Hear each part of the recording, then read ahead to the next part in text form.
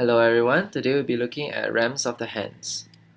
In REMS, regional examination of the musculoskeletal system, you usually do look, feel, move, and functional tests. In REMS of the hands, you should do the whole examination with the patient's hands resting on a pillow. This is because the patient might actually have joint pain in the elbow at the same time, and so it will be very painful for them to hold their hands up in the position that you require them to. And yeah, so to prevent that, you're gonna rest their hands on the pillow. So look first, you're gonna ask the patient to rest their hands on the pillow, palms facing down, and you're gonna look on the dorsum of their hands. You're gonna look for common things such as scars, swelling, deformity, or yeah. Then ask them to turn their hands over, so palms facing up.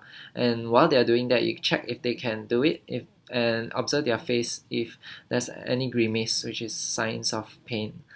And then when their palms are facing up, inspect the palmar surface of their hands. You're gonna see for carpal tunnel release scar, palmar erythema, muscle wasting of the thenar and hypothenar eminences. Right. Then you move on to feel. So now the palms are facing up, right? So you continue feeling. You're gonna feel for the pulses, then muscle bulk, then nerve sensation. So pulses, you're gonna feel over the radial pulse and the ulnar pulse is shown in the diagram here. The radial pulse is near the thumb and ulnar pulse is near the little finger. And then assess for muscle bulk over the thenar and hypothenar eminences. So you feel over the thenar eminence near the thumb and the hypothenar eminence near the little finger. Then assess for nerve sensation.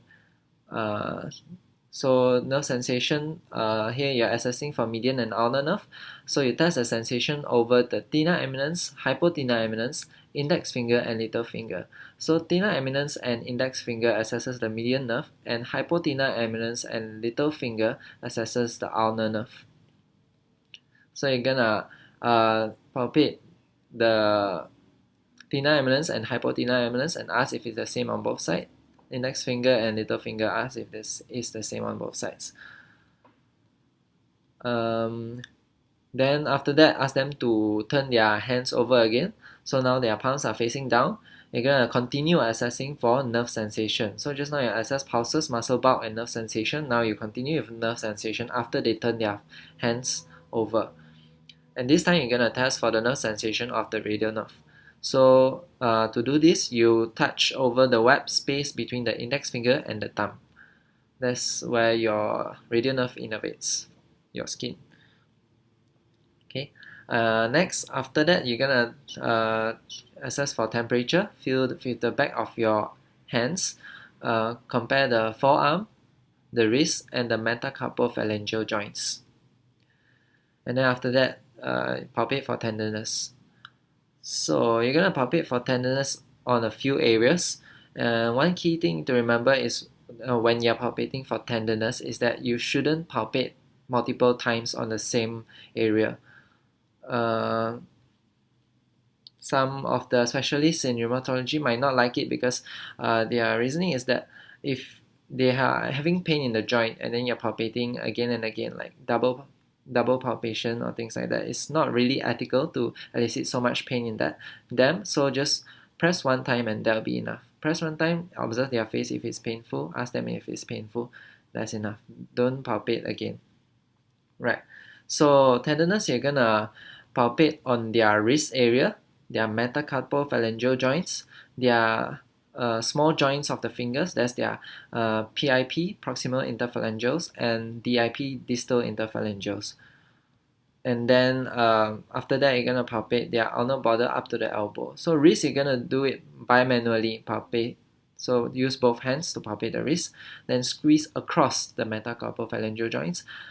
Small joints of the fingers, you can do it. Actually, it seems very tedious, but you can actually go through all the fingers quite fast if you have the correct technique. I might upload a video of that later on, so you can have a look at it if I link it to the description. Ulnar border of the elbow. no, ulnar border to elbow. So you palpate up the ulnar border, see if there's any tenderness there, and then at the elbow you're gonna feel if there's any nodules that might be there if the person has rheumatoid arthritis. Next is move. So you done look, feel, now move. So move, you basically you can think of it as two things. First, you're gonna move the fingers, and then you're gonna move the wrists. So fingers first, you're gonna assess for finger extension. Ask the patient to put their hands out in front, palms facing down, fingers spread. So this is testing the extensor muscles of the fingers. And then after that, assess flexion. You're gonna ask the patient to make a fist. And then if they are not able to do these movements actively, try doing it for them. So try passive movements. Same for the wrist. So wrist extension, you're gonna ask them to do the prayer sign shown over here. And wrist flexion, you're gonna ask them to do the phalanx maneuver shown over here. And if the history suggests carpal tunnel syndrome, you're gonna hold the position here for 60 seconds. It is known as phalanx test. Yep. And next we're moving on to functional tests. So look, feel, move, functional tests.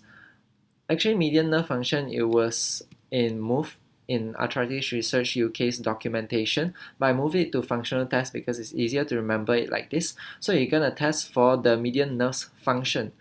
So what is the function of the median nerve? You can test it by testing the power of the abduction of the thumb and the power of abduction of the fingers. Abduction. Abduction, B stands for buka in Malay, means opening up the fingers and moving the thumb away from the palm. Right. After that, function, you gonna test for palmar grasp. So ask them to grip two of your fingers and you see how strong that grasp is. And then pincer grip, you can do this in a few methods. You can ask them to squeeze one of your fingers, or you can ask them to pick up a coin, or you can ask them to unbutton and button their shirt to show you they can do the pincer grip. Pincer grip is basically a grip just involving your thumb and index finger. Right, and that's all. Thank you for watching.